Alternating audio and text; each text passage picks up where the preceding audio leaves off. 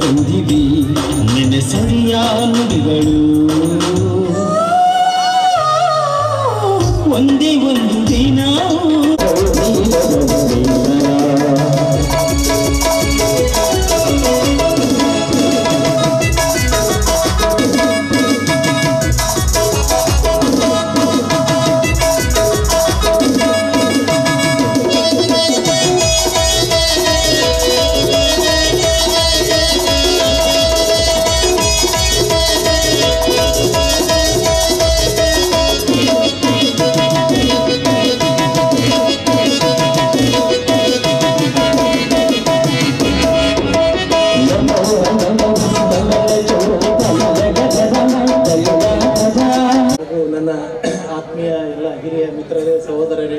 ಸಹೋದರರೇ ಹಾಗೂ ವೇದಿಕೆ ಮುಂಭಾಗದಲ್ಲಿರ್ತಕ್ಕಂಥ ಎಲ್ಲ ಕಲಾಭಿಮಾನಿಗಳೇ ತಾಯಂದಿರೇ ಹಾಗೂ ಮಾಧ್ಯಮದ ಮಿತ್ರರೇ ಹಾಗೂ ಪೊಲೀಸ್ ಸಿಬ್ಬಂದಿಯವರೇ ಹಾಗೂ KBRS ಎಲ್ಲ ಸಿಬ್ಬಂದಿಯವರೇ ಈ ಕಲಾಭಿ ನಮ್ಮ ಬಳಗದವ್ರು ಏನು ಮಾಡ್ತಾ ಇದ್ದಾರಲ್ಲ ಈ ನಾಟಕ ಮನುಷ್ಯನಿಗೆ ಒಂದು ಎಲ್ಲರೂ ಒಂದು ಕಡೆ ಒಂದು ಒಳಗಡೆ ಒಂದು ನಾವೇನಾದ್ರೂ ಒಂದು ಆರ್ಟ್ ಇರುತ್ತೆ ನಾವು ಕೂಡ ಕೆಲವೊಂದಿಷ್ಟು ಆಟ ಆಡ್ಬೇಕಾದಾಗ ಜನ ಹೇಳಿದಾಗ ಬಾತ್ರೂಮ್ ಸಿಂಗರ್ ಅಂತ ನಾವು ಹಂಗೆ ಆಡ್ತೀವಿ ಒಂದು ಅಭಿವ್ಯಕ್ತಿ ಅಂತ ಇರುತ್ತೆ ಮನುಷ್ಯನಿಗೆ ತನ್ನ ಒಳಗಡೆ ಅದನ್ನ ಯಾವಾಗ ನಾವು ಹಾಡೋದ್ರ ಮೂಲಕ ಓದೋದ್ರ ಮೂಲಕ ಆಟ ಆಡೋದ್ರ ಮೂಲಕ ಬೇರೆ ಬೇರೆ ಬೇರೆ ರಂಗದಲ್ಲಿ ನಮ್ಮನ್ನು ನಾವು ತೊಡಸ್ಕೊಂಡಿರ್ತೀವಿ ನಮ್ಮ ಈ ಗೆಳೆಯರ ಬಳಗ ಏನು ಮಾಡಿದ್ರೆ ಈ ಒಂದು ನಾಟಕನ ಒಂದು ಸಾಮಾಜಿಕ ನಾಟಕನ ಆಡಿ ಮನರಂಜನೆ ಕೊಡ್ತಾರೆ ಅದು ತಮ್ಮ ತಮ್ಮಲ್ಲಿ ಇರ್ತಕ್ಕಂಥ ಕಲೆಯನ್ನು ಪ್ರದರ್ಶನ ಒಂದು ಅಭಿವ್ಯಕ್ತಿ ಮಾಡೋಕ್ಕಾಗಿ ಒಂದು ರಂಗಭೂಮಿಯನ್ನು ಮಾಡ್ಕೊಂಡಿದ್ದಾರೆ ನಾವೆಲ್ಲ ಕಲಾಭಿಮಾನಿಗಳು ಇಲ್ಲಿ ಸೇರಿರ್ತಕ್ಕಂಥ ಎಲ್ಲ ಅವರ ಹಿತೈಷಿಗಳು ಅವ್ರಿಗೆ ಇನ್ನೊಂದಿಷ್ಟು ಕಲಾ ಸೇವೆ ಮಾಡೋಕ್ಕೆ ಅವಕಾಶ ಕೊಡಲಿ ಅಂತ ಭಗವಂತನಲ್ಲಿ ಪ್ರಾರ್ಥನೆ ಮಾಡ್ಕೊಂತ ಇಲ್ಲೆಲ್ಲರ ಸೇರಿದಿರತಕ್ಕಂಥ ನಿಮಗೆಲ್ಲ ವಂದನೆ ಮುಗಿಸಿ ನಾನು ಎರಡು ಮಾತು ಮುಗಿಸ್ತೀನಿ ಧನ್ಯವಾದ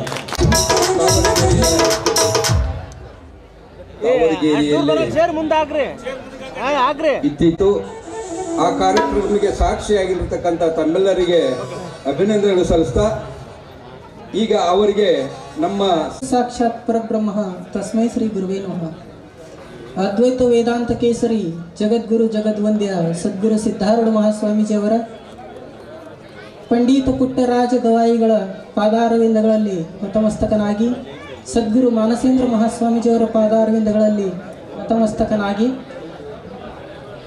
ಇವತ್ತಿನ ಈ ನಾಟಕದ ಸಭೆಯಲ್ಲಿ ಸೇರಿರುವ ಎಲ್ಲ ಕಲಾಭಿಮಾನಿಗಳೇ ಹಾಗೂ ಪಟ್ಟಣ ಪಂಚಾಯಿತಿ ಅಧ್ಯಕ್ಷರೇ ಉಪಾಧ್ಯಕ್ಷರೇ ಹಾಗೂ ಈ ವೇದಿಕೆಯ ಮೇಲೆ ಉಪಸ್ಥಿತಿರುವ ಎಲ್ಲ ಕಲಾಭಿಮಾನಿಗಳಿಗೆ ಶರಣಾರ್ಥಿಗಳು. DVG ಅವರು ಒಂದು ಮಾತನ್ನು ಹೇಳ್ತಾರೆ, ನಾಟಕವ ನೋಡು ಬ್ರಹ್ಮಾಂಡ ರಂಗಸ್ಥಳದಿ ಕೋಟಿ ನಟರಾಂತಿಹರು ಚಿತ್ರ ಪಾತ್ರಗಳ ಆಟಕ್ಕೆ ಕತೆ ಇಲ್ಲ ಮೊದಲಿಲ್ಲ ಕಡೆ ಇಲ್ಲ ನೋಟಕರೇ ಮಾಟಕರು ಮಂಕುತಿಮ್ಮ ಅಂತ ಹೇಳ್ತಾರೆ. ಇದರ ಅರ್ಥ ಏನಂತ ಕೇಳಿದ್ರೆ ಈ ನಮ್ಮ ಜೀವನ ಕೂಡ ಇದು ಒಂದು ನಾಟಕ ಇದ್ದಂಗನ. ಆದರೆ ಈ ನಾಟಕ ಆಡಿಸವ ಯಾರು ಅಂತ ಕೇಳಿದ್ರೆ ಆ ಪರಮಾತ್ಮ ಮ್ಯಾಲೆ ಕೂತಾನೆ. ಅವ ಗೊಂಬೆ ಆಟ ಆಡಿಸ್ದಂಗೆ ಆಡಿಸ್ತಿರ್ತಾನ, ನಾವಿಲ್ಲಿ ಪಾತ್ರಗಳನ್ನು ಮಾಡ್ತಿರ್ತೀವಿ. ಅದ ಪ್ರತ್ಯಕ್ಷವಾಗಿ ಈಗ ನಾವು ಈ ವೇದಿಕೆ ಮೇಲೆ ನೋಡ್ತಾ ಇದ್ದೀವಿ. ಆದ್ರೆ ಪುಣ್ಯಾತ್ಮರೇ 1 ಲಕ್ಷ ಇರಲಿ, ಆಟ ಆಡ್ಸವ ಮ್ಯಾಲೆ ಕೂತಾನ, ಖರೆ ಕಡ್ಡಿ ಆಡ್ಸವ ಇಲ್ಲಿ ನಮ್ಮ ಬಗಲಾಗ ಕೂತಿರ್ತಾನೆ. ಅದಕ್ಕೆ ನಮ್ಮ ಜೀವನ ಹೆಂಗೆಂಗೂ ಆಗಿ ಹೋಗ್ತೈತಿ. ಅದ ಈ ನಾಟಕದಲ್ಲಿ ತೋರಿಸ್ಬಿಡ್ತಾರೆ. ಈಗ ನೀವೆಲ್ಲರೂ ಪ್ರವಚನ ಕೇಳೋ ಪೇಷನ್ಸ್ದಾಗ ಯಾರು ಇಲ್ಲ ಅನಿಸ್ತೈತಿ, ಯಾಕೆ ಆಗಾಗಲೇ ಲೇಟ್ ಆಗೈತಿ. ಆ ನಾಟಕವನ್ನು ನೋಡಿ ನೀವು ಪುನೀತರಾಗೋದು. ಇನ್ನೊಂದು ಮಾತು ಏನಂತ ಕೇಳಿದ್ರೆ, ಈ TV ಬಂದಿದ್ದರಿಂದ ಇಂಥ ಏನು ನಮ್ಮ ನಾಟಕಗಳು ಏನದಾವಲ್ಲ ಅವೆಲ್ಲ ಮುಣಿಗಿ ಹೊಂಟಾವ. ಈಗ ನಾ ತಾವರೆಗೆರೆಗೆ ಹಿಡಿದು ನೋಡ್ತಾ ಇದ್ದೀನಿ. ಇದು 2ನೇ 3ನೇ ನಾಟಕ ಇರ್ಬೋದು ನಾ ಬಂದಿದ್ದು. ಅಂದರೆ ಈ ನಮ್ಮ ಇಂಥ ದೊಡ್ಡ ಊರಿದ್ರೂ ಕೂಡ ಈ ನಾಟಕ ಕಲಾ ಒಂದು ಉಳಿಸ್ಕೊಂಡು ನಿಂಟಿರಲ್ಲ, ಅದು ಒಂದು ದೊಡ್ಡ ಕೆಲಸ. ಹೀಗೆ ಈ ನಾಟಕದ ಕಲೆಗಳನ್ನು ಉಳಿಸ್ಕೊಂಡು ಹೋಗ್ರಿ ಅಂಥೇಳಿ ಆ ದೇವರಲ್ಲಿ ಪ್ರಾರ್ಥನೆಯನ್ನು ಮಾಡಿ ನನ್ನ 2 ಮಾತುಗಳನ್ನು ಸದ್ಗುರು ಚಂದಿಗೆ ಅರ್ಪಿಸುತ್ತೀನಿ. ಹರಿವಂತ ತತ್ಸತ್.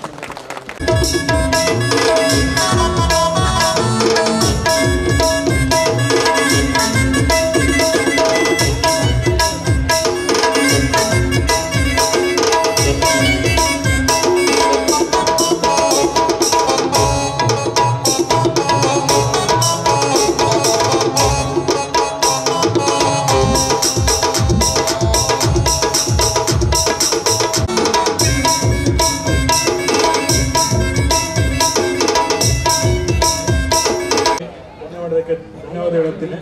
ಹಾಗೆ ಇದೊಂದು ನಾಟಕ ಒಂದು ಮನರಂಜನೆ ಅಷ್ಟೇ ಅಲ್ಲ, ಇದೊಂದು ದುಃಖ ಭಾವನೆ ಎಲ್ಲ ನಾವು ಅನಿಸ್ಕೋಬೇಕನ್ನೋದು ಲೈಫಲ್ಲಿ, ಇವೆಲ್ಲ ಲೈಫಲ್ಲಿ ಯೂಸ್ ಮಾಡಬೇಕು. ಹಂಗೆ ನಾವು ಹೇಳ್ಬೇಕಾದ್ರೆ ನಾವು ಇದೆಲ್ಲ ಆರ್ಗನೈಸ್ ಮಾಡೋಂತೆಲ್ಲ ಆರ್ಗನೈಸರ್ಗೆ ಎಲ್ಲ ಧನ್ಯವಾದ ಹೇಳ್ತಾ ಎಲ್ಲರಿಗೂ ಅಭಿನಂದನೆ ಹೇಳ್ತಾ ಧನ್ಯವಾದಗಳು. ಕೊನೆಯದಾಗಿ ವಂದನಾರ್ಪಣೆಯನ್ನು ಈ ಒಂದು ಸಮಾರಂಭಕ್ಕೆ ಆಗಮಿಸಿರ್ತಕ್ಕಂಥ ಈ ಸಮಾರಂಭದ ಅಧ್ಯಕ್ಷತೆಯನ್ನು ವಹಿಸಿರ್ತಕ್ಕಂಥ ಶ್ರೀ ನಾಡಗೌಡ ಮೆದಿಕೇರವರು ಮತ್ತು ಈ ಒಂದು ನಾಟಕದಲ್ಲಿ ಪರೋಕ್ಷವಾಗಿ ಪ್ರತ್ಯಕ್ಷವಾಗಿ ಸಹಕರಿಸಿರ್ತಕ್ಕಂಥ ಎಲ್ಲ ಮಿತ್ರರಿಗೆ ಈ ಸಂದರ್ಭದಲ್ಲಿ ನಾನು ತುಂಬ ಹೃದಯದ ಅಭಿನಂದನೆಗಳು ಸಲ್ಲಿಸಿ ಈಗ ನಾಟಕವನ್ನು ಪ್ರಾರಂಭ ಮಾಡಲಾಗುತ್ತೆ. ದಯವಿಟ್ಟು ಎಲ್ಲರೂ ಶಾಂತ ರೀತಿಯಿಂದ ಕುಳಿತುಕೊಂಡು ಈ ನಾಟಕವನ್ನು ಯಶಸ್ವಿಗೊಳಿಸಬೇಕಾಗಿ ತಮ್ಮಲ್ಲಿ ಸವಿನಯ ಪ್ರಾರ್ಥನೆ.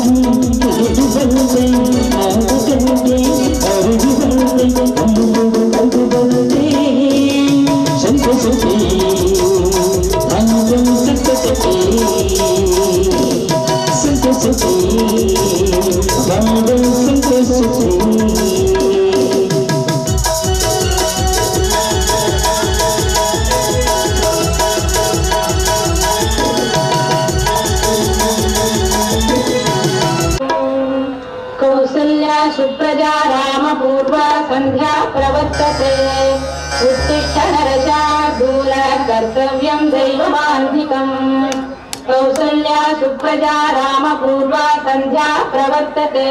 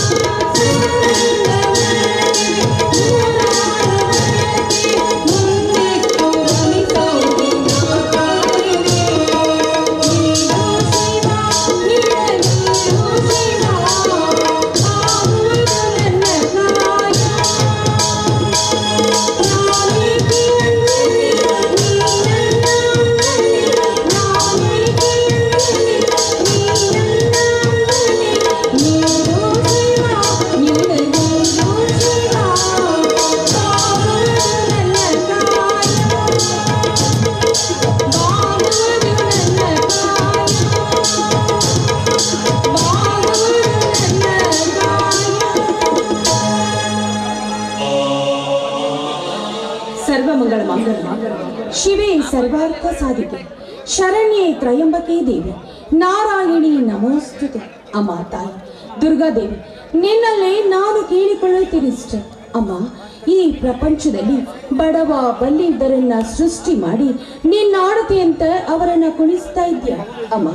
ದುಷ್ಟರಿಗೆ ಶಿಕ್ಷೆ ಕೊಟ್ಟು ಶಿಷ್ಟರನ್ನ ರಕ್ಷಿಸಿ ನಮ್ಮ ಸಂಸಾರವನ್ನ ಸುಖವಾಗಿ ಇರುವಂತೆ ಕಾಪಾಡುವ ಭಾರ ನಿನ್ನನ್ನೇ ಕೂಡಿದೆ ಅಮ್ಮ.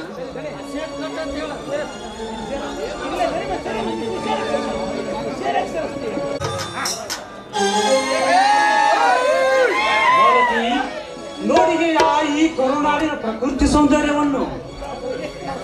ರೌದ್ರ ರಮಣೀಯವಾದ ಈ ಜಲಪಾತವು ಮೈ ರೋಮಾಂಚನಗೊಳಿಸುತ್ತದಲ್ಲವೇ? ಹೌದು ರವಿ, ಪ್ರೇಮಿಗಳ ಜೀವನ ಜಾರು ಬಂಡೆ ಮೇಲೆ ಜೂಕು ಉಯ್ಯಾಲೆ ಇದ್ದ ಹಾಗೆ ಅಲ್ವೇ? ಬಾಲಕಿ, ಕೋಗಿಲೆಗಳ ಕಲರವವು ನವ ಜೋಡಿಗಳ ಎದೆಯಲ್ಲಿ ರಾಸಲೀಲೆಯ ಪ್ರಭಾವ ಹರಿಸುತ್ತಿದೆ. ಬಾಲಕಿ, ನಮ್ಮಿರುವ ಈ ಪವಿತ್ರ ಪ್ರೇಮವನ್ನು ಪ್ರಕೃತಿಯ ಮಡಿಲಲ್ಲಿ ಮಿಲನಗೊಳಿಸಿ ಈ ವನದೇವಿಯ ಸಮ್ಮುಖದಲ್ಲಿ ಸಾಕ್ಷಾತ್ಕಾರಗೊಳ್ಳೋಣ. ಬಾಲಕಿ ಬಾ. ಆಯ್ತು ರವಿ.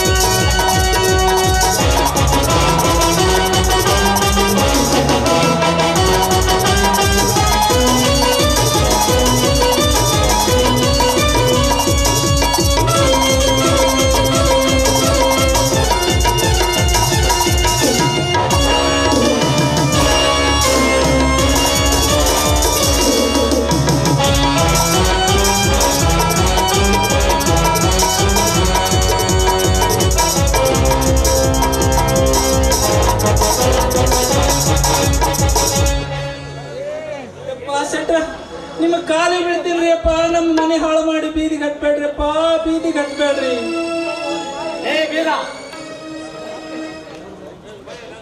ಲೇ ಬೀರ, ಒಳ್ಳೆ ಮಾತಿನಿಂದ ನಮ್ಮ ಕಾಲು ಬಿಟ್ಟು ಹಿಂದಕ್ಕೆ ಸರಕಿಯೋ ಹೋಳಿ ಉಣಿ ಸಾಲ ಮಾಡಿ ತಿನ್ನುವಾಗ ಎಚ್ಚರಿಕೆರಲ್ಲ ಈ ಮಕ್ಕಳಿಗೆ. ಸಾಲದಾಗ ಹೊಲ ಮನೆ ಹೋಗೈತೆ ಅಂದಾಗ ಮಾತ್ರ ಹಂಗಾತ್ರಿ ಶೆಟ್ರ ಹಿಂಗಾತ್ರಿ ಶೆಟ್ರ ಅಂತೇಳಿ ಕಾಲು ಹಿಡ್ಕೊಳಕ್ ಬರ್ತಾರೆ ಇವ್ರು. ಮೈಯಾಗಿನ ಸ್ವಕ್ಕ ಮಾಡ್ತಲ್ಲ, ಸ್ವಕ್ಕ ಇಲ್ಲ ದಣಿ, ಈ ವರ್ಷ ಬೀಗ ಬಂದ್ಗುಳ್ಳೆ ಮಾರಾಟ ಮಾಡಿ ಮೊದಲು ನಿಮ್ಮ ಸಾಲ ಮುಟ್ಟಿಸ್ತೀನಿ ಅಪ್ಪ. ಆಗ ಬರೀ ಕಾಗದ ಮೇಲೆ ಸಹಿ ಮಾಡಿಸ್ಕೊಂಡಿರಿ ಅಂತ ನನ್ನ ಮನೆಗೆ ಬೀಗ ಮಾತ್ರ ಹಾಕ್ಬೇಡ್ರಿಪ್ಪ, ಬೀಗ ಮಾತ್ರ ಹಾಕ್ಬೇಡ್ರಿ. ಸಣ್ಣ ಸಣ್ಣ ಮಕ್ಕಳು, ಹೆಂಡತಿ, ಹಸಿ ಬಾಣ್ತಿ ಇವನ್ನೆಲ್ಲ ಕಟ್ಕೊಂಡ ನಾನು ಎಲ್ಲಿ ಹೋಗ್ಲಿ ದಣಿ, ಎಲ್ಲಿಗೆ ಹೋಗ್ಲಿ? ಎಲ್ಲಿಗೆ ಹೋಗ್ಲ? ಲೇ ಎಲ್ಲಾರ ಹೋಗಲಿ ಮಗನ, ನನ್ನನ್ನೇನು ಕೇಳ್ತಿ?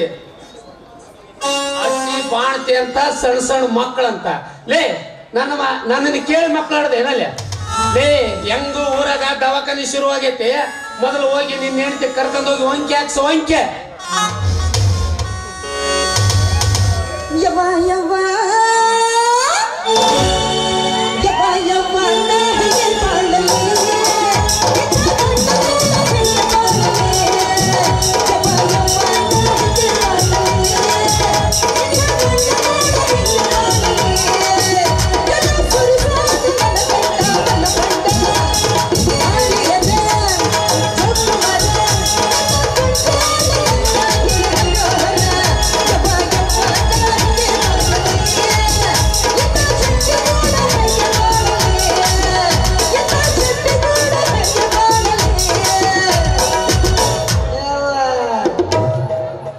ಗೋರೆ ಗೋರೆ ಮುಕ್ಕುಡೆ ಕಲ ಕಲ ಚಸ್ಮ,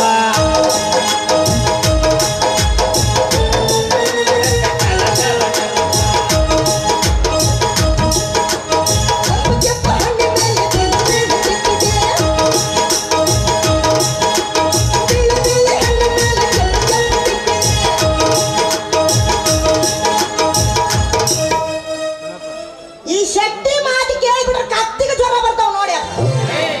ಮತ್ತೇನ್ ಯಾಕಂತ್ಯ?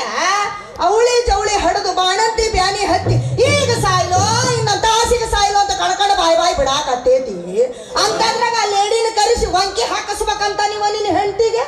ಏ ಶೆಟ್ಟಿ, ಆ ಚೂಪನ ವಂಕಿ ಹಾಕಿಸ್ಕೊಳ್ಳೋದಂದ್ರೆ ಹಗರ ಬಗರ ಅಂತ ತಿಳಿದಿಯನ? ಯವ್ವ ಅದನ್ನ ನೆನೆಸ್ಕೊಂಡ್ರೆ ಮೈಯೆಲ್ಲ ನಡಗ ಬಂದಾಗತ್ತೆ. ಯವ್ವ ನಾ ಏನ ಗಟ್ಟೋಳೆ ಹೆಣ್ಮಗಳಿದ್ದೆ, ಅವ್ರು ಎಂತ ವಂಕಿ ಹಾಕಿಸ್ರ ಹಾಕಿಸ್ಕೊಂಡೆ. ಜಾಗ್ರತ ನಿನ್ನಂಥವ್ ಏನಾರ ಆಗಿದ್ದೆ? ಹೊಚ್ಚಿಗೆರಲೆ ಬಾಯಿನ ನಾನು ಯಾಕೆ ಹಾಕ್ಸಿಕೊಳಕ್ ಹೋಗ್ಲಿ ವಂಕಿನ? ಬೇಕಾದ್ರ ನೀನು ಹೆಣ್ಣಾಗಿ ಹುಟ್ಟಿದಿ, ಬೇಕಾದ್ರೆ ನೀನ್ ಹಾಕ್ಸಿಗೆ ನನಗೂ ವಂಕಿ ಹಾಕ್ಸಂತ ಅವೇ ಬಿಡ ಶೆಟ್ಟಿ. ಅದಕ್ಕೆ ಹಾಕಿಟ್ಟು ಸಿಟ್ಟಿಗೆ ಬರ್ತಿದಿ ಏನೋ ನಾಲ್ಗೆ ಜಾರು ಮಾತಾಡಿದ್ನಪ್ಪ. ಏನು ಸದ್ಯ ನಿನಗ ಹಿಡಿದು ವಂಕಿ ಏರ್ಸ್ತಂಗ ಮಾಡ್ತೀನಿ. ಲೇ ಮುಚ್ಚಿಗೆರಲೆ ನಿಂದೇನು ಬಾಯ ಊರ್ ಬೊಂಬಾಯಿ? ಊರ್ ಮಂದಿಗೆಲ್ಲ ಗೊತ್ತೈತೆ ನಾನು ಬಾಂಬಾಯಿ ಬಾಂಬಾಯಿ ಅಂತ. ಅದನ್ನೇ ಮಾತಾಡ್ತಿ ಹೋಗ್ತೀನಿ.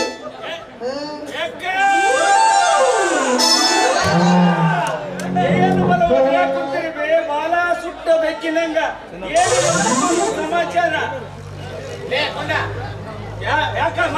ಬಾರ್ಲಿ ಇಲ್ಲೇ. ಅಲ್ಲಲ್ಲಿ ಗುಂಡ, ನಿಮ್ಮ ಅಕ್ಕಗರ ಒಂದ್ ಸ್ವಲ್ಪ ಬುದ್ಧಿ ನೀನಾರ ಹೇಳಲಿ. ಅಲ್ಲಲ್ಲಿ ನನಗ ವಂಕಿ ಏರ್ಸಿ ಅಂತ ಹೇಳಿಕಿ ಅಂದ್ರ ಹೊಟ್ಟೆದಿಕ್ಕಿ ಸಾಕಂತೀನಿ. ಹೌದ್ರ ಯಾಕ ಮಾವ ನಿಮಗ ವಂಕಿ ಏರ್ಸ್ಬೇಕಂತಾಳ ನಮ್ಮ ಸಂಘವಕ್ಕ ಊರ್ಲಿ ಯಪ್ಪ ಅಳಿದೇವ್ರ. ಮತ್ ನನಗ ವಂಕಿ ಏರ್ಸ್ಬೇಕಂತಾಳ. ಯಾಕಂದ್ರ ನಾವು ಜೋಕ್ಮಾರ್ನ ಅಳಲ್ನಾಗ ಹುಟ್ಟಿವಿ, ಹಂಗಾಗಿ ನಿಮ್ಮ ಅಕ್ಕಗ ಬಹಳ ಅಂಜಿಕ್ ಬಂದ್ಬಿಡತ್ತೆ. ಛೇ ಛೇ ಛೇ ಹಂಗೆ ಯಾಕೆ ಮಾತಾಡ್ತೀವಿ ಯಾಕ? ಈ ವರ್ಷ ಈಗ ವರ್ಷ ಒಟ್ಲಾಗಿ ಹೆಣ್ಣು ಮಕ್ಕಳು ಹರಿಯೋದ್ರಾಗ ಆಟಾಗೈತಿ. ಹೋಗ್ಲಿ ಬಿಡಬೇ, ಹುಡುಗಾಗ ವಯಸ್ಸು ಬಂದೈತಿ, ಅವ್ರು ಕೂಡ ಯಾಕೆ ಜಾಸ್ತಿ ತೆರಿಗೆ ಸಿಂತಿದ್ರಿ? ಲೇ ಅವೇಕೆ ಮಾತಾಡ್ತಿಲ್ಲ? ಹೋಗ್ಲಿ ಬಿಡ ಶೆಟ್ಟಿ, ಇವತ್ತು ಯಾಕ ಯಾಳೇನ ಇಸಿ ಯಾಳೆ ಇದ್ದಂಗ ಐತಿ. ಏನೋ ಮಾತಾಡಕ್ ಹೋದ್ರು ಬರೀ ಜಗಳಕ್ಕೆ ದಾರಕ್ಕವು. ಹೋಗ್ಲಿ ಬಿಡು, ಏನು ಇವಂದೇನ ಹಕ್ಕಿಕತ್ತು ಸುರ್ಣ ಮಾಡಿ ಅಲ್ಲ ಒಂದ ಸಮನ. ಅವನ ಹಕ್ಕಿಕತ್ತೆ ಕೇಳಿದ್ರೆ ಬಹಳ ದೊಡ್ಡದೈತೆ ಅದ. ತನ್ನ ಮಗಳಿಗೆ ಶಾಲೆ ಕಲಿಸ್ತಾನೆ ಅಂತೇಳಿ ಈ ನನ್ನ ಮಗ 15,000 ರೂಪಾಯಿ ಸಾಲ ಒಯ್ದಾನ. 15,000 ಅಲ್ರಿ ಸೆಟ್ಟಾನ ತಗೊಂಡಿರೋದು, ಬರೀ 5,000 ಮಾತ್ರ. ಬೀರಣ್ಣ, ನೀನ್ ಒಯ್ದಿದ್ದು 15,000. ಈಗ ಖಾತೆ ನೋಡು, ದೇವ್ರು ಮೆಚ್ಚಕ್ಕಿಲ್ಲ. 15,000 ಐತಪ್ಪ. ಇದು 8 ತಿಂಗಳದ ಬಡ್ಡಿ 2040. ಕಿರಾಣ ಅಂಗಡಿ ಬಾಕಿ 640. ಎಲ್ಲ ಟೋಟಲ್ ಮಾಡಿ ಗುಣಿಸಿ ಭಾಗಾಕಾರ ಮಾಡೀನಿ. ಈ ಖಾತೆ ನೋಡಪ್ಪ, ಕೃಷ್ಣ ಪರಮಾತ್ಮ ಖಾತೆ ಇಲ್ಲ, ಶೆಟ್ಟಿ ದರೋಜಿ ಖಾತೆ ಐತಲ್ಲ. ಹಂಗೆಲ್ಲ ಸುಳ್ಳು ಮಾತನಾಡಕ್ ಹೋಗ್ಬಾರ್ದು, ದೇವ್ರು ಮೆಚ್ಚಕ್ಕಿಲ್ಲ. ಮುಂದಿನ ಜನ್ಮದಾಗ ರೊಕ್ಕ ತಿಂದ್ರ ಕಳ್ಳನಾಗಿ ಕಚ್ಚಿನಾಗಿ ಉಡ್ತೀವೋ ಬೀರಣ್ಣ, ಕಚ್ಚಿನಾಗಿ ಉಡ್ತಿ. ಲೇ ಗುಂಡ, ಏನ್ಲದ? ನಾನು ಕಳ್ಳನಾಗಿ ಕೊಡ್ತೀನಿ ಅಲ್ಲೇ ಮಗನೇ. ನೀವೆಲ್ರಿ ಜನರ ತಿಂದವರಾಗಿ ಉಡ್ತಾರಂತ ತಿನ್ಬೇಡಂತ ಹೇಳಿದೆ ಈ ಬೀರಣ್ಣಗ. ಹೋಗ್ಲಿ ಬಿಡು ಬೀರಣ್ಣ, ತೌಡು ಕುಟ್ಟದ್ರಾಗ ಏನು ಪ್ರಯೋಜನ ಇಲ್ಲ. ಸುಮ್ಮನೆ 18,400 ರೂಪಾಯಿ ಕೊಟ್ಟು ನಿನ್ನ ಮನೆ ಬಿಡ್ಸ್ಕೊಂಡು ಹೋಗ್ಬಿಡು ಬೀರಣ್ಣ, ನಿನ್ನ ಮನೆ ಬಿಡ್ಸ್ಕೊಂಡು ಹೋಗ್ಬಿಡು. 18,400 ರೂಪಾಯಿ ಎಲ್ಲಿಂದ ತರ್ಲಿ ಗುಂಡಣ್ಣ? ಬ್ಯಾನಿಲೆ ಸಾಯೋ ಹೆಂಡತಿ ಬಾಯಿಗೆ ಕಾಪಿ ಕಾಸಿ ಹಾಕೇನಂದ್ರ ಬಿಡಿ ಗಾಸು ಇಲ್ಲದ ಬಡವನಪ್ಪ ನಾನು. ಅಂತದ್ರೊಳಗ ಅಷ್ಟೊಂದು ರೊಕ್ಕ ಎಲ್ಲಿಂದ ತಂದ್ಕೊಳ್ಳಿ ಸೌಕಾರ್ಗ? ಛೇ ಇಂತ ಹೊತ್ತು ಬರಬಾರ್ದ್ರಿ ಬಡವರಿಗೆ. ಇಂತ ಹೊತ್ತು ದೇವ್ರೆ ಎಲ್ಲಿ ಕುಂತಪ್ಪ ಶಾಮಿಸವ ಸಂಗವಕರ, ನಿಮ್ಮ ಕಾಲಿ ಬೀಳ್ತೀನಿ ತಾಯಿ, ನನ್ನ ಹೊಟ್ಟೆಗೆ ಹಾಕೊಡ್ರಿ. ಹೆಂಗಾರ ಮಾಡಿ ಸೆಟ್ರಿಗೆ ಹೇಳಿ ನನ್ನ ಮನೆ ಬಿಡಿಸ್ಕೊಡ್ರಿ ತಾಯಿ.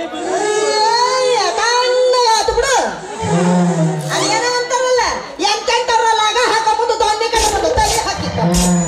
ನಾ ಏನು ಎಡಮಗಲ ಕುಂತು ತಾಳಿ ಕಟ್ಟಿಸ್ಕೊಂಡು ಹೇಳ್ತೆ ಅಂತ ನನ್ನ ಮಾತು ಕೇಳ್ತಾನ ಶೆಟ್ಟಿ.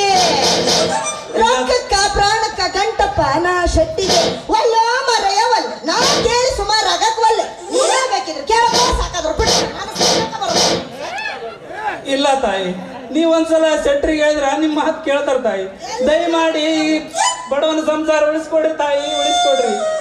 ಲೇ ಅವನ ಮಗನೇ, ಈ ವ್ಯವಹಾರದಾಗ ಯಾರು ಏನ್ ಹೇಳಿದ್ರು ನಾವು ಕೇಳಂಗಿಲ್ಲ, ನಾವ್ ಹಿಡಿದು ಹಠ ಬಿಡಂಗಿಲ್ಲ. 18,400 ರೂಪಾಯಿ ರೊಕ್ಕ ಕೊಡು, ನಿನ್ನ ಮನೆ ಬಿಡಿಸ್ಕೊಂಡು ಹೋಗ. ಲೇ ಗುಂಡ, ಆ ಬೀರನ ಸಾಮಾನೆಲ್ಲ ಹೊರಗೆ ಹಾಕಿ ಆ ಕೀಲಿ ಜಡದ ಮಂದಿ ಇಲ್ಲೋ ಮನೆಗೆ ಸಾಮಾನನ್ನ ಏನದವೋ ಮಾವ. ಅವಾಗ ಗೊಂಡ್ಬಾಳ್ ಸೋಜಪ್ ಕೊಟ್ಟಿದ್ದು 6 ಗಂಗಾಳ, 2 ತೆರಿಗೆ, 6 ಹಸುಗೂಸು, ಒಬ್ಬ ಬಾಣಿತೆದಾಳ ಜೋಗೇರೆಲ್ಲನ್ನ ಊರಾಗೆಲ್ಲ ಹುಡುಕ್ಯಾಡಿ 90 ಹೊಡಿಸಿ ಜೋಡು ಕಿಡಿ ಜಡ್ಕೊಂಬಂದ್ ನಿಂತಿ ನೋಡ ಮಾವ ನಿನ್ನ ಹತ್ರ. ಕಾರ್ಕೊಂಡು ಅನ್ಬೇಕು ನಿನಗ. ಏನ್ ನಗತಿ ಮಾವ, ಏನ್ ನಗತಿ ಮಾವ, ಏನ್ ನಗತಿ? ಆ ಕೂಸುಗಳು ಗೊಳ್ಳಾಟ ನೋಡಿದ್ರ ಹೊಟ್ಟೆಗ ಸಂಕಟಾದಂಗ ಆಕತಿ ಮಾವ, ಸಂಕಟಾದಂಗ ಆಕತಿ. ಆದ್ರೆ ಏನ್ ಮಾಡದಪ್ಪ, ಯಮ ಧರ್ಮ ದೂತನಾಗಿ ನೌಕರಿ ಸೇರಿನಲ್ಲಪ್ಪ ನಿನ್ನ ಹತ್ರ. ನಾನು ಏನೇನು ಕರ್ಮ ಶಂಭುಲಿಂಗ. ಲೇ ಗುಂಡ, ನಿನ್ನ ತಲೆಯಾಗ ಯಾಕೆ ಹೊಕ್ಕಂತಲೇ ಧರ್ಮ ಕರ್ಮದ ವಿಚಾರ. ಮೊದಲು ಅದು ತಲೆಯಾಗ ಈಟ್ ಹೆಚ್ಚಾಗಿ ಬಸ್ ಮಾಡಿತ್ತು, ಅದನ್ನ ತೆಗೆದು ಮೊದಲು ಹೊರಗಾಕ.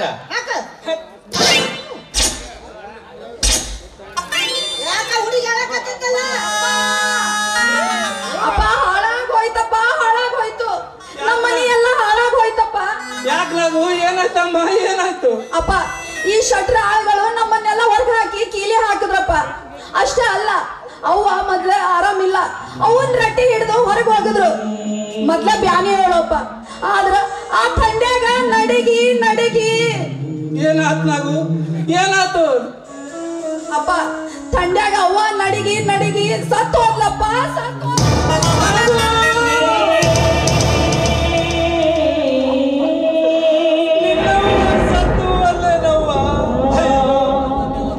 ನಿಮ್ಮನ್ನೆಲ್ಲ ಪರದೇಶಿಗಳನ್ನಾಗಿ ಮಾಡಿ ಹೊರಟು ಹೋದೇನವ್ವ. ಅಯ್ಯೋ, ನನ್ನ ಬಂಡ ಬಾಳಿಗೆ ಬೆಂಕಿ ಹಾಕ್ಲಿ. ತೀರಿದೆ ನಿಮ್ಮ ಹಣದ ದಾಹ. ಹೆಂಡತಿ ಹಣ ಮಕ್ಕಳನ್ನ ಪರದೇಶಿಗಳನ್ನಾಗಿ ಮಾಡಿ ಮನಿನ ನಿಮ್ಮ ವಶಕ್ಕೆ ತೆಗೆದುಕೊಂಡ್ರಲ್ಲ. ಈಗಲಾದರೂ ತುಂಬಿದೆ ನಿಮ್ಮ ಲೇ ಗುಂಡ, ಎಲ್ಲ ಇವನ ಏನ್ ಮಾತಾಡ್ತಾನಲ್ಲಿ ಇವ ಬೀರ ಅಲ್ಲ, ಏನ ಕತ್ಲಾಗ ಕಾಣಕತ್ತೈತೆ. ನಡೆಯಲಿ ಹೋಗ, ನಿಮ್ಮ ಅಕ್ಕನ ಕರ್ಕೊಂಡು ಹೋಗ್ಬಿಡೋಣ ನಾವು. ಗೊತ್ತಾರ ಜಾಗ ಖಾಲಿ ಮಾಡ್ತಾನೆ ನೋಡ್ರಿ. ಏನಾಯ್ತಮ್ಮ ನಮ್ಮ ಪಾಡು? ಈಗ ನಮ್ಗೆ ಯಾರಪ್ಪ ಗತಿ? ಮನೆ ಹೋಯ್ತು, ಕರೆದು ಉಳಿಸೋ ತಾಯಿ ಒಂದು, ನೀವಿನ್ನು ಪರದೇಶಿಗಳಾದ್ರಮ್ಮ.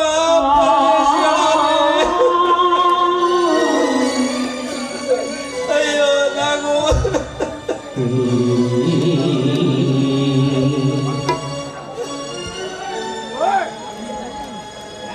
ಯಾರು? ಬೀರಣ್ಣ, ಯಾಕಪ್ಪ ಅಳ್ತಾ ಇದೀಯ ಬೀರಣ್ಣ? ಏನಾಯ್ತು ಏನಾಯ್ತು ಅಂತ ಹೀಗೆ ಬಿಕ್ಕಿ ಬಿಕ್ಕಿ ಅಳ್ತಾ ಇದೀಯೋ ಬೀರಣ್ಣ? ಏನು ಹೇಳಲಿ ಬಲವಂತಪ್ಪನವರೇ, ನನ್ನ ಸರ್ವಸ್ವವೇ ನಾಶವಾಗಿ ಹೋಯ್ತು. ಆ ಶ್ರೀಮಂತ ಶಿವಮಾರ ಶೆಟ್ಟರ್ ಸಾಲದಾಗ ಮನೆ ನುಂಗಿ 8 ಮಕ್ಕಳನ್ನ ಹೊರ ಹಾಕಿದ್ರು. ಮಲ್ಲೆ ನನ್ನ ಹೆಂಡತಿ ಜಡ್ಡವಳು, ಮೇಲೆ 10 ದಿನದ ಬಾಳತಿ ಬೇರೆ. ತಂಡಾಗ ಗಡಗಡ ನಡಿಗಿ ಸತ್ತು ಹೋದ ನಡಿ, ಸತ್ತು ಯಾರಿಗೆ ಹೇಳಣ್ಣ ನನ್ನ ಗೋಳನ್ನ? ಅಯ್ಯೋ ಪಾಪ, ಶ್ರೀಮಂತರ ದೌರ್ಜನ್ಯಕ್ಕೆ ಒಬ್ಬ ಬಡ ಮುತ್ತೈದೆ ಮಣ್ಣು ಸೇರಿದಳೆ. ಕಟುಕ ದೇವರೇ, ಇದು ನಿನ್ನ ದಯಾದೃಷ್ಟಿ, ಇದು ನಿನ್ನ ಸಮತಾ ಭಾವವೇ? ಒಂದೆಡೆ ಸಾವು ನೋವುಗಳಿಂದ ಬೊಬ್ಬೆ ಒಡೆಯುತ್ತಿರುವ ಬಡವರ ಆಕ್ರಂದನ, ಮತ್ತೊಂದೆಡೆ ಅದೇ ಬಡವರ ರಕ್ತ ಹೀರಿ ನಕ್ಕು ನಡೆಯುತ್ತಿರುವ ಸಿರಿವಂತರ ಚಕ್ರದ. ಬಡ ದೇವ, ಬಡವ ಬೆಳೆದ ಇಬ್ರು ನಿನ್ನ ಮಕ್ಕಳೇ. ಆದ್ರೆ ಈ ಬಡವರಿಗೆ ಆ ಸವತಿ ಮಕ್ಕಳ ದೃಷ್ಟಿ. ಉಪಾಯವಿಲ್ಲ ಬೀರಣ್ಣ. ಈ ವಿಷಯವನ್ನು ನನಗೆ ಮೊದಲೇ ತಿಳಿಸಿದ್ದರೆ ಅವರ ಹಣವನ್ನಾದರೂ ಕಟ್ಟಿ ಬರ್ಬೋದಾಗಿತ್ತು. ಈ ವಿಷಯದಲ್ಲಿ ತುಂಬಾ ತಪ್ಪು ಮಾಡಿಬಿಟ್ಟೆ ಬೀರಣ್ಣ, ನೀನು ತುಂಬಾ ತಪ್ಪು ಮಾಡಿಬಿಟ್ಟೆ. ಹೌದು ದಣಿ, ಎಷ್ಟಂತಹ ನಿಮಗೆ ತೊಂದರೆ ಕೊಡಲಿ, ಈಗಾಗಲೇ ನನ್ನ ಹೆಂಡತಿಯ ಉಪಚಾರಕ್ಕಾಗಿ ಸಾಕಷ್ಟು ಖರ್ಚು ನೀವು ಮಾಡುತ್ತೀರಿ. ಅದಲ್ಲದೆ ಅಕ್ಕಿ ಹಿಟ್ಟು ಬೆಲ್ಲ ಎಲ್ಲ ನಿಮ್ಮ ಮನೆಯಿಂದ ನಮ್ಮ ಮನೆಗೆ ಕಳಿಸಿಕೊಟ್ಟಿದ್ದೀರಿ. ಇಷ್ಟಾದ ಮೇಲೆ ಅವರಿಗೆ ಹೆಚ್ಚಿನ ತೊಂದರೆ ಕೊಡಬೇಡಂತ ನನ್ನ ಹೆಂಡತಿ ಬಾಯಿ ಕಟ್ಟಿಬಿಟ್ಟಳು ದಣಿ, ಬಾಯಿ ಕಟ್ಟಿಬಿಟ್ಟಳು. ಅದೇ ಅವಳ ಮರಣಕ್ಕೆ ಕಾರಣವಾಯಿತು ದಣಿ, ಅದೇ ಅವಳ ಮರಣಕ್ಕೆ ಕಾರಣವಾಯಿತು. ಹೌದಪ್ಪ, ಹೌದು, ನಿನ್ನ ಹೆಂಡತಿ ಭೂಮಿ ತೂಕದ ಹೆಣ್ಣು ಬೀರಣ್ಣ. ಪರರಿಗೆ ತೊಂದರೆ ಕೊಡುವ ಜೀವ ಉಳಿದಲ್ಲಪ್ಪ. ಆದ್ರೆ ಏನ್ ಮಾಡೋದು? ಮೊದಲು ನೀನು ದುರ್ದೈವಿ, ನಿನ್ನ ಮಕ್ಕಳು ದುರ್ದೈವಿಗಳು. ಹೋಗಿ ನಡೆ ಬೀರಣ್ಣ. ಬಾರದು ಬಪ್ಪದು ಬಪ್ಪದು ತಪ್ಪದು ಎಂಬ ಆರ್ಯವಾಣಿಯಂತೆ ಯಾರಿಗೆ ಯಾವ ಸಮಯದಲ್ಲಿ ಏನು ಗಳಿಸಬೇಕು ಅದು ಗಳಿಸ್ತಕ್ಕಿದ್ದೆ. ಇದರಲ್ಲಿ ಮಾಡುವುದೇನಿದೆ ಬೀರಣ್ಣ? ನಡಿಯಪ್ಪ, ಹೀಗೆ ಹೇಳುತ್ತಾನಿದ್ರೆ ಮಕ್ಕಳು ಗಾಬರಿ ಆಗ್ತವೆ. ನಡೆ, ಮೊದಲು ಹೋಗಿ ಆ ಮುತ್ತೈದೆ ಶವ ಸಂಸ್ಕಾರ ಮಾಡೋಣ.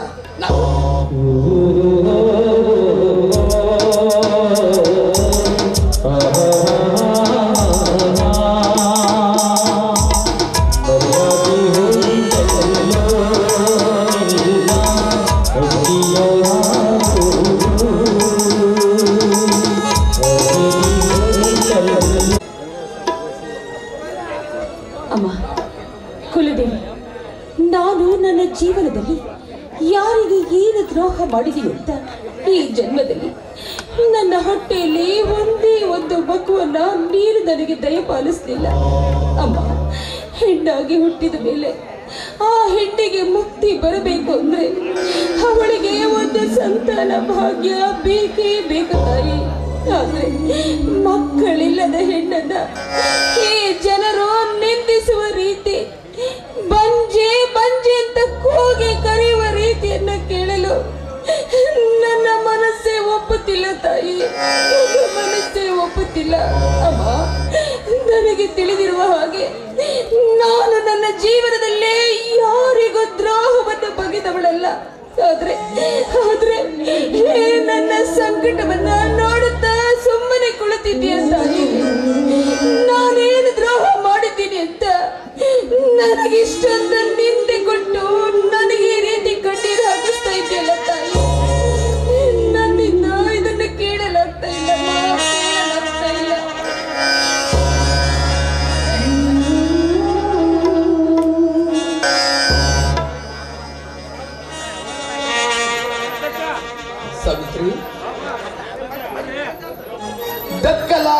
ಮಕ್ಕಳಿಗಾಗಿ ಅದು ಎಷ್ಟು ದಿನ ಅಂತ ಹತ್ತು ಕಣ್ಣೀರಾಗ್ತಾ ಇದೆಯಾ ಸಾವಿತ್ರಿ?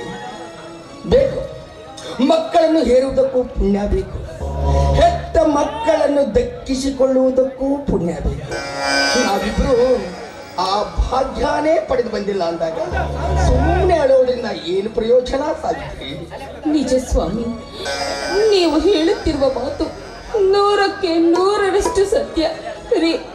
ಹೆತ್ತ ಮಕ್ಕಳನ್ನ ದಕ್ಕಿಸಿಕೊಳ್ಳುವಷ್ಟು ಭಾಗ್ಯವನ್ನ ಪಡೆದುಕೊಂಡು ಬಂದಿಲ್ಲ ರೀ ನಾನು ಅಂತ ನಿರ್ಭಾಗ್ಯ ಹೆಣ್ಣು ರೀ, ಅಂತ ನಿರ್ಭಾಗ್ಯ ಹೆಣ್ಣು ರೀ. ಒಂದಲ್ಲ ಎರಡಲ್ಲ 4 ಜನ ಮಕ್ಕಳು ಹುಟ್ಟಿದ್ರು ಕೂಡ ಒಂದೇ ಒಂದು ಕದ್ದನನ್ನ ತೊಟ್ಟಿಲಲ್ಲಿ ತೂಗಿ ನನ್ನ ಕೈಯಿಂದ ಎತ್ತಿ ಆಡಿಸಿ ಮಕ್ಕಳಿಗೆ ಹೆಸರಿಡುವ ಭಾಗ್ಯವನ್ನ ಪಡೆದುಕೊಂಡು ಬಂದಿಲ್ಲ.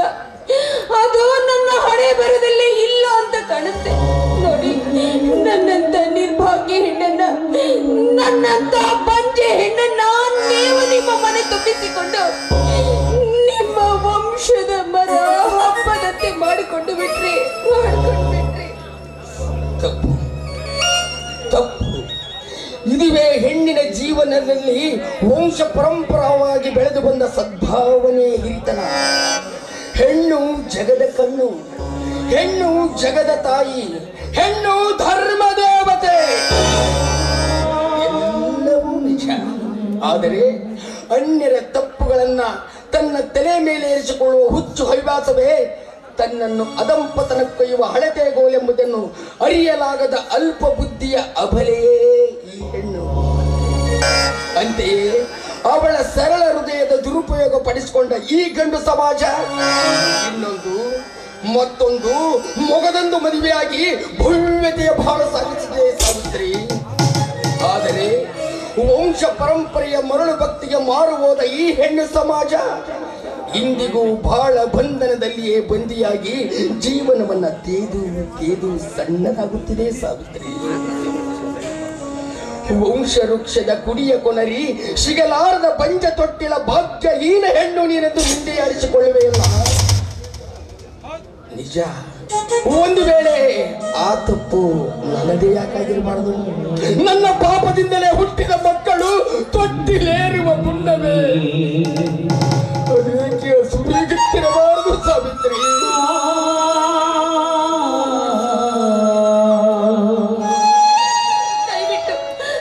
ದಯವಿಟ್ಟು ಅಂಥ ಮಾತನ್ನು ಮಾತ್ರ ಮಾತಾಡ್ಬಿಡಿ.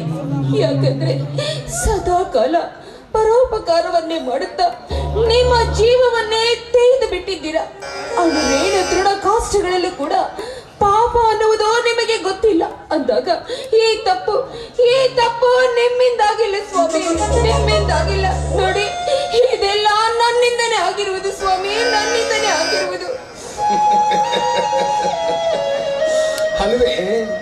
ತಪ್ಪು ಯಾರ್ದಾದ್ರೆ ಏನಂತೆ ಸಾವಿತ್ರಿ? ದಂಪತಿಗಳಿಬ್ಬರು ಬಹಳ ರಥದ ಜೋಡಿ ಚಕ್ರಗಳಲ್ಲದೆ ಇದರಲ್ಲಿ ಒಂದು ಚಕ್ರ ಮುಗ್ಗರಿಸಿದ್ರು ಕುಂಠಿತವಾಗುವುದು ನಮ್ಮ ಸಂಸಾರ ತಾನೆ. ಹೋಗ್ಲಿ ಬಿಡೆ ಸಾವಿತ್ರಿ, ಮಕ್ಕಳಿಲ್ಲ ಎಂಬ ಬೆಕ್ಕಸಿ ಕಾರಣಕ್ಕೆ ಇಷ್ಟೊಂದು ರಾಧಾಂತನ. ನೋಡು ಸಾವಿತ್ರಿ, ನಿನ್ನ ಹೊಟ್ಟೆಯಲ್ಲಿ ಹುಟ್ಟಿದ ಮಕ್ಕಳು ಬದುಕದಿದ್ದರೇನಾಯಿತು? ಜೋಪಾನ ಮಾಡಲು ಊರಿನಲ್ಲಿ ಅನೇಕ ಪರದೇಶಿ ಮಕ್ಕಳು, ಮಗನಂತೆ ಭಾವಿಸಿದ ಮುದ್ದು ಮೈದುನ ರವೀಂದ್ರ ನಾಳೆ ಅವನಿಗೊಂದು ಮದುವೆ ಮಾಡಿ ಅವನ ಹೆಂಡತಿಯ ಹೊಟ್ಟೆಯಲ್ಲಿ ಹುಟ್ಟುವ ಮಕ್ಕಳನ್ನು ನಿನ್ನನ್ನು ಅಮ್ಮ, ನನ್ನನ್ನು ಅಪ್ಪ ಅಂತ ಕರೀಲಿಕ್ಕಿಡುವೆ ಸಾವಿತ್ರಿ. ನಿಜ ಸ್ವಾಮಿ, ನನಗೀಗ ಉಳಿದಿರುವ ಆಸೆ ಅಂದ್ರೆ ಅದೊಂದೇ ರೀ. ಆದಷ್ಟು ಬೇಗನೆ ಆ ರವೀಂದ್ರ ನಮ್ಮ ಮನೆಗೆ ಬಂದ ಮೇಲೆ ಅವನಿಗೆ ಲಗ್ನ ಮಾಡಿಬಿಟ್ರೆ ಅವನ ಹೊಟ್ಟೆಯಲ್ಲಿ ಹುಟ್ಟಿ ಬರುವ ಮಕ್ಕಳನ್ನ ನನ್ನ ಕೈಯಾರೆ ಎತ್ತಿ ಆಡಿಸಿ ತೊಟ್ಟಿಲಲ್ಲಿ ಹಾಕಿ ತೂಗಿ ಜೋಗಳ ಹಾಡಬೇಕು ರೀ. ಅದೊಂದೇ ರೀ, ಅದೊಂದೇ ನನ್ನ ಆಸೆ ರೀ, ನನ್ನ ಆಸೆ. ಸರಿ ಸರಿ, ಇವತ್ತೇ ಆ ರವಿಯ ರಿಸಲ್ಟ್. ಇಷ್ಟರಲ್ಲಿ ಅವನು ಬಂದ್ರೆ ಬರ್ಬೋದು. ಬಂದ ತಕ್ಷಣ ಮೊದಲು ಅವನ್ನ ಮದುವೆಗೆ ಒಪ್ಪಿಸ್ಬಿಡು, ಆಯ್ತಾ ಸಾವಿತ್ರಿ? ಸಾವಿತ್ರಿ, ಅಂದ ಹಾಗೆ ಆ ಬೀರಣ್ಣನ ಹೆಂಡತಿ ಶಿವಮಾರ ಶೆಟ್ಟರ ಕೃತ್ಯದಿಂದ ಸಾವಿತ್ರಿ. ಏನ್ ಹೇಳ್ತಾ ಇದ್ದೀರಾ? ವಲ್ಲಭ ಸತ್ತು ಹೋದ್ಲ. ಶಿವ ಶಿವ. ಹೌದು ಸಾವಿತ್ರಿ, ಹೌದು. ಪಾಪ ಚಿಕ್ಕ ಪುಟ್ಟ ಮಕ್ಕಳೆಲ್ಲ ಹೊರ ಬಾಗಿಲಲ್ಲಿದ್ದು ರೋಗಿಸ್ತಾ ಇದ್ರು. ಇದಕ್ಕೆಲ್ಲ ಶಿವಮಾರ ಶೆಟ್ಟರ ದುಷ್ಕೃತ್ಯವೇ ಕಾರಣ ಅಂತ ಗೊತ್ತಾದ್ಮೇಲೆ ನಾನೇ ಅವರ ಹಣವನ್ನು ಕೊಟ್ಟು ವೀರನನ್ನ ಮನೆಗೆ ಕಳಿಸಿಕೊಟ್ಟೆ. ಹೋಗು ಸಾವಿತ್ರಿ, ಹೋಗು. ಆ ಹಸಿದು ಹಲಬುವ ಬಡ ಮಕ್ಕಳಿಗೆ ಒಂದು ತುತ್ತು ಅನ್ನವನ್ನಾದರೂ ಕೊಟ್ಟು ಸಮಾಧಾನ ಹೇಳಿದ ಹೋಗು. ಹಾಗೆ ಆಗಲಿ. ಅಲ್ಲದೆ ಆ ಶಿವರಾಮ ಶೆಟ್ಟರಿಗೆ ಬಡವರ ಮೇಲೆ ಯಾಕೆ ಇಷ್ಟೊಂದು ಕೋಪ? ನೋಡು ಸಾವಿತ್ರಿ, ಅದು ಅವರವರ ಗುಣಧರ್ಮ. ನೋಡು, ಅಡವಿಯಲ್ಲಿ ಜಿಂಕೆಯಂತ ನಿರುಪದ್ರವ ಜೀವಿಗಳು ಇರುತ್ತವೆ, ಹುಲಿಯಂತ ಕ್ರೂರ ಮೃಗಗಳು ಇರುತ್ತವೆ. ಆದರೆ ಶೆಟ್ಟರ ಸ್ವಭಾವ ಯಾವಾಗಲೂ ಬಡವರ ರಕ್ತಕ್ಕಾಗಿಯೇ ಹೊಂಚು ಹಾಕುವ ಹುಲಿಯ ಸ್ವಭಾವ. ಬಡವರು ಇಂಥವರ ಕಪಿಮುಷ್ಟಿಯಿಂದ ಪಾರಾಗಲು ಸಾಧ್ಯವೇ ಇಲ್ಲ ಅಂತ ಹೇಳ್ತಾ ಇದ್ದೀರಾ? ಇದೇ ಸಾವಿತ್ರಿ, ಆದ್ರೆ ಅದಕ್ಕೆ ಒಕ್ಕಟ್ಟು ಪರಿಶ್ರಮಗಳ ಪರಿಪೂರ್ಣತೆ ಬೇಕು. ಅದಕ್ಕಾಗಿ ನಾನು ನಮ್ಮೂರಿನ ಬಡ ರೈತರ ಕಲ್ಯಾಣಕ್ಕಾಗಿ ಒಂದು ಸಹಕಾರಿ ಸಂಘವನ್ನ ನಿರ್ಮಿಸುವ ವಿಚಾರದಲ್ಲಿದ್ದೇನೆ. ಅದಕ್ಕಾಗಿ ಅದರ ವಿಮರ್ಶೆಗಾಗಿ ರಾಮನಗೌಡರಿಗೆ ಬರ ಹೇಳಿಕೆ. ಇಷ್ಟರಲ್ಲಿ ಅವರು ಬರಬಹುದು. ಸಾವಿತ್ರಿ, ನೀನು ಮೊದಲು ಹೋಗಿ ಆ ಬೀರಣ್ಣನ ಮಕ್ಕಳ ವಿಚಾರನ ಮಾಡಿ ಒಂದು ತೊತ್ತು ಊಟ ಕೊಟ್ಟು ಬಂದ್ಬಿಡಿ ಸಾವಿತ್ರಿ. ಆಗ್ಲಿ ಸ್ವಾಮಿ, ನೀವು ಹೇಳಿದಂತೆ ಆಗ್ಲಿ.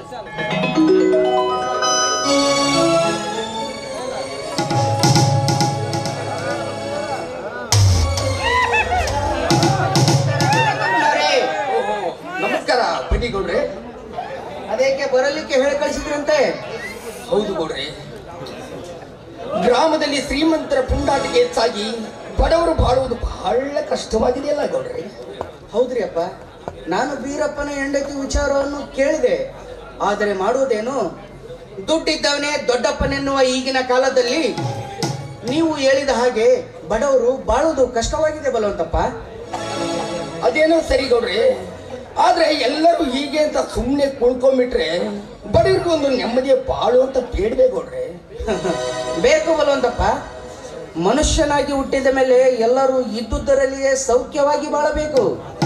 ಆದರೆ ರಾಕ್ಷಸಿ ತೃಷೆಯ ದುಷ್ಟ ದೇಹದಿಂದ ಒಳಗೂಡಿದ ಶಿವಮಾರ ಶೆಟ್ಟಿ ಅಂತ ಶ್ರೀಮಂತರೇ ಹೆಚ್ಚಾಗಿರುವ ಈಗಿನ ಕಾಲದಲ್ಲಿ ನೀವು ಹೇಳಿದ ಹಾಗೆ ಬಡವರಿಗೆ ಎಲ್ಲಿದೆ ನ್ಯಾಯ, ಎಲ್ಲಿದೆ ನೀತಿ? ಒಂದು ವೇಳೆ ಶೆಟ್ಟರು ಶೌಚಾಲಯ ತೋರಿದ್ದರೆ ಬೀರಪ್ಪನ ಬಾಳು ಬರಿದಾಗಬಹುದಿತ್ತೆ ಬಲವಂತಪ್ಪ, ನೀವೇ ಹೇಳಿ. ಹೋಗ್ಲಿ ಬಿಡಿ ಶೆಟ್ರೆ, ಒಬ್ಬ ಶಿವಮಾರ ಶೆಟ್ಟಿಯಿಂದ ಈ ಊರಿಗೆ ಏನಾಗಬೇಕಾಗಿದೆ? ಗ್ರಾಮ ನಿವಾಸಿಗಳಾದ ನಾವೆಲ್ಲರೂ ಒಕ್ಕಟ್ಟಾದ್ರೆ ಬಡವರ ಏಳಿಗೆ ದೊಡ್ಡ ಮಾತಲ್ಲ ಗೌಡ್ರೆ. ಆದ್ರೆ ಏನ್ ಮಾಡ್ಬೇಕಂತೀರ ಬಲವಂತಪ್ಪ? ನಿಮ್ಮ ವಿಚಾರವನ್ನು ನನಗೆ ಸ್ಪಷ್ಟವಾಗಿ ತಿಳಿಸಿದರೆ ನಾನು ನನ್ನ ಕೈಯಿಂದಾದ ತ್ಯಾಗ ಮಾಡೋದಕ್ಕೆ ಸಿದ್ಧ. ಇದರಲ್ಲಿ ತ್ಯಾಗದ ಅವಶ್ಯಕತೆ ಇಲ್ಲ ಗೌಡ್ರೆ. ನಾವೀಗ ನಮ್ಮೂರಲ್ಲಿ ಒಂದು ಸಹಕಾರಿ ಸಂಘವನ್ನ ನಿರ್ಮಿಸುವ ವಿಚಾರದಲ್ಲಿದ್ದೇನೆ. ಅದರ ವತಿಯಿಂದ ಬಡವರಿಗೆ ಆಪತ್ಕಾಲದಲ್ಲಿ ಸಾಲ ದೊರೆಯುವುದಲ್ಲದೆ ರೈತರ ಭೂಮಿಗೆ ಬೇಕಾದ ರಾಸಾಯನಿಕ ಗೊಬ್ಬರ, ನೀರಿನ ಪೂರೈಕೆ ಆಗುತ್ತದೆ. ಅಲ್ಲದೆ ಭೂಮಿಯ ಫಲವತ್ತತೆ ಹೆಚ್ಚಾಗಿ ಗ್ರಾಮದಲ್ಲಿ ಸಮೃದ್ಧಿ ಉಂಟಾಗುತ್ತದೆ. ಅತಿ ಚಿಕ್ಕ ಚಿಕ್ಕ ಬಡ್ಡಿಯೊಂದಿಗೆ ಕಂತು ಕಂತುಗಳಾಗಿ ಮುಟ್ಟಿಸುವ ಸಾಲ ಬಡವರಿಗೆ ಭಾರವೂ ಆಗುವುದಿಲ್ಲ. ಅಂದ ಮೇಲೆ ನಾವ್ಯಾಕೆ ಈ ಕೆಲಸ ಮಾಡಬಾರದು ಅಂತ. ಹಾಗಿದ್ದರೆ ಯಾರು ಬೇಡಂತಾರೆ ಬಲವಂತಪ್ಪ?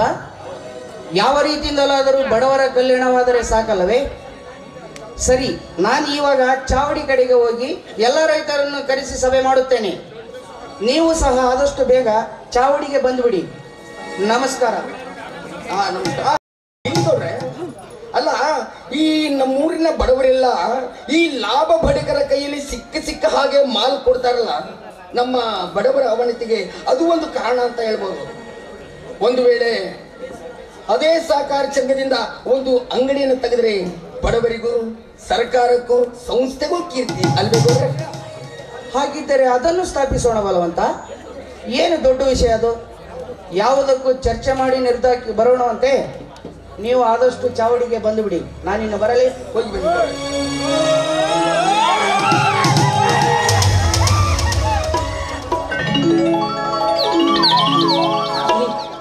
ಪಾಪ, ಆ ಬಡ ಮಕ್ಕಳ ಗೋಳಾಟವನ್ನು ನೋಡ್ತಾ ಇದ್ರೆ ನನ್ನ ಕರಳೆ ಕಿತ್ತಿ ಬಂದಂತಾಗ್ತಾ ಇದ್ದಾರೆ.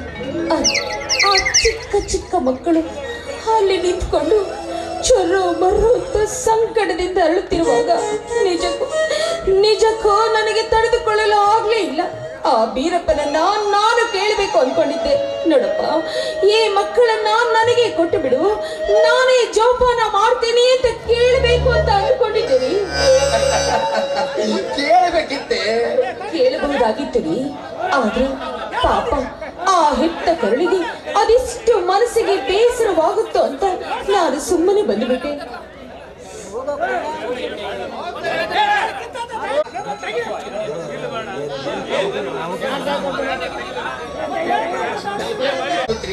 ಅಲ್ವೇ ಮಕ್ಕಳ ಮೇಲೆ ಅದಷ್ಟೊಂದು ಆಸೆ ನಿನಗೆ. ನೋಡು ಸಾವಿತ್ರಿ, ನಿನ್ನ ಹೊಟ್ಟೆಯಲ್ಲಿ ಹುಟ್ಟಿದ ಮಕ್ಕಳು ಬದುಕದಿದ್ದಿರಲಾಯಿತು. ನಿನ್ನ ಮೈದಿನ ಹೊಟ್ಟೆಯಲ್ಲಿ ಹುಟ್ಟಿದ ಮಕ್ಕಳನ್ನಾದರೂ ಎತ್ತಿ ಮುದ್ದಾಡಿ ಈ ಪಂಚ ತೊಟ್ಟಿಲಿನ ಬೇಗುದಿಯಿಂದ ಮಕ್ಕಳ ಹೋಗಿ ಸಾವಿತ್ರಿ. ಈಗ ಆ ಬೀರಪ್ಪನ ಮಕ್ಕಳ ಯೋಗಕ್ಷೇಮವನ್ನ ಯಾರು ನೋಡ್ಕೊಡ್ತಾರೆ ಸಾವಿತ್ರಿ? ಅದೇ ಅವಳ ಹಿರಿಯ ಮಗಳು ನಾಗು ಅಂತ ಇದ್ದಾಳೆ, ಅವಳೇ ನೋಡ್ಕೊಳ್ತಾಳೆ ಅಂತ ಕಾಣಿಸುತ್ತೆ. ಅಷ್ಟೇ ಅಲ್ಲ, ಪಾಪ ಆ ಬಡ ಹುಡುಗಿ ನರ್ಸಿಂಗ್ ಕೋರ್ಸ್ ಓದ್ತಾ ಇದ್ದಾಳೆ ಈಗ. ಹೌದು, ಈ ಸಲ ಪರೀಕ್ಷೆ ಪಾಸ್ ಮಾಡಿದ್ದಾಳೆ. ಪಾಪ ಬೀರಣ್ಣ ಈ ಊರಿನ ದವಾಖಾನೆಯಲ್ಲೇ ಏರ್ಪಾಡು ಮಾಡ್ಬೇಕಂತ ಅದನ್ನ ಆಸೆ. ಆದಷ್ಟು ಬೇಗ ಅದನ್ನು ಮಾಡಿಬಿಡೋಣ. ಸರಿ, ಆದ್ರೆ ಅದಕ್ಕೆ ನೀವು ಕೂಡ ಪ್ರಯತ್ನ ಪಟ್ರೆ ಖಂಡಿತವಾಗಿಯೂ ಆಗೇ ಆಗುತ್ತದೆ ಅಲ್ವೇ? ಬಡವರಿಗೆ ನಾವಲ್ದೆ ಇನ್ಯಾರೇ ಪ್ರಯತ್ನ ಮಾಡಬೇಕು? ಎಷ್ಟು ಬೇಕೋ ಅಷ್ಟು ಪ್ರಯತ್ನ ಮಾಡ್ತೀನಿ ಬಿಡು.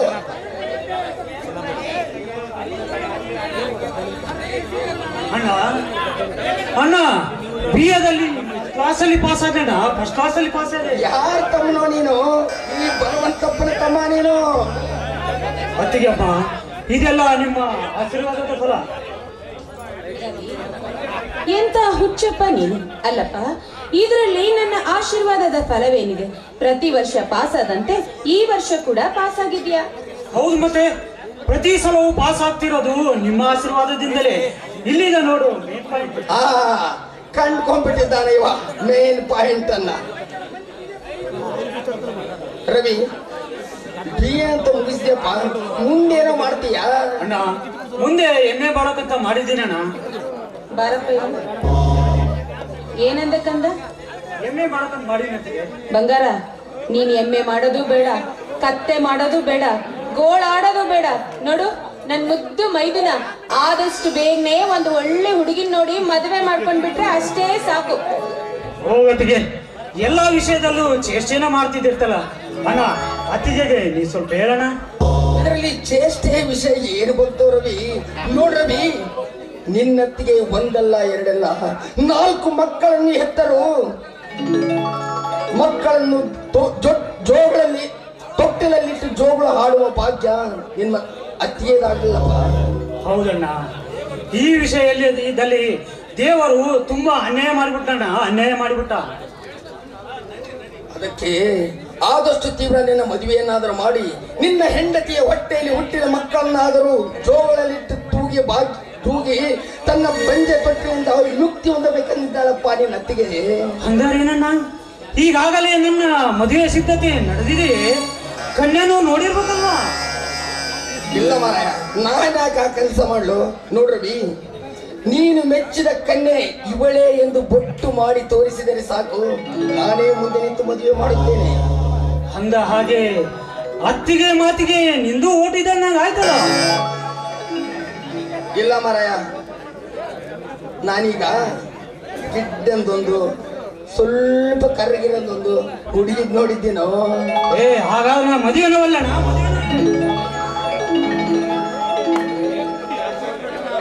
ನೋಡ್ರವಿ, ನಿನ್ನ ಮನ ಮೆಚ್ಚಿದ ಹೆಣ್ಣಿನೊಡನೆ ಒತ್ತಾಯದ ಮದುವೆ ಮಾಡೋಷ್ಟು ಮುಟ್ಟಾಳನಲ್ಲೋ ನಿನ್ನ. ನೋಡ್ರವಿ, ನಿನ್ನ ಮನ ಮೆಚ್ಚಿದ ಹುಡುಗಿ ಇವಳೇ ಎಂದು ಬೊಟ್ಟು ಮಾಡಿ ತೋರಿಸಿದರೆ ಸಾಕು, ನಾನೇ ಮುಂದೆ ನಿಂತು ಮದುವೆ ಮಾಡುತ್ತೇನೆ. ಅಣ್ಣ, ನೀವು ಮಾನವರಲ್ಲ ಅಣ್ಣ, ಮಾನವರಲ್ಲ. ಮತ್ತೇನು ಅಂತ ತಿಳ್ಕೊಂಡಿದ್ದೀಯೋ ನಮ್ಮನ್ನ? ಅಣ್ಣ, ನೀವು ನಮಗೆ ದೇವಮಾನವರಣ್ಣ. ನನಗೆ ಜನ್ಮವಿತ್ತ ತಂದೆ ತಾಯಿಗಳ ಸಜೀವ ಮೂರ್ತಿಗಳು ನೀವು. ಹುಚ್ಚು ಹುಡುಗ ನೀನು, ಏನೇನೋ ಬಡಬಡಿಸ್ತಾ ಇರ್ತೀಯ. ಒಂದ್ ನಿಮಿಷ ಇರಪ್ಪ.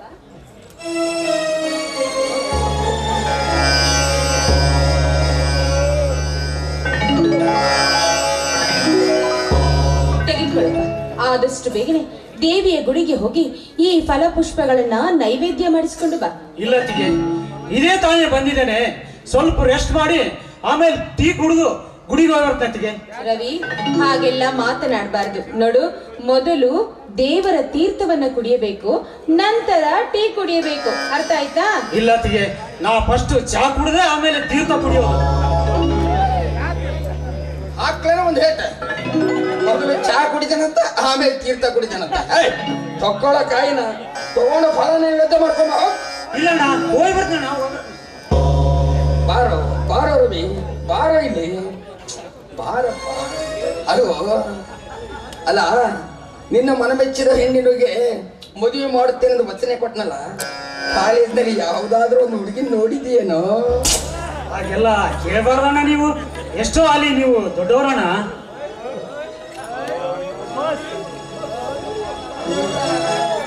ಸಾವಿತ್ರಿ, ಯಾಕೋ ಏನೋ ಇವತ್ತು ನನಗೆ ಎಲ್ಲಿ ನೋಡಿದ್ರು ನೀನೇ ಕಾಣಿಸ್ತಾ ಇದೀಯ. ಅಲ್ಲಿ ನೋಡಿದ್ರು ನೀನೇ ಕಾಣಿಸ್ತಾ ಇದೀಯಾ, ಇಲ್ಲಿ ನೋಡಿದ್ರೆ ಏನೋ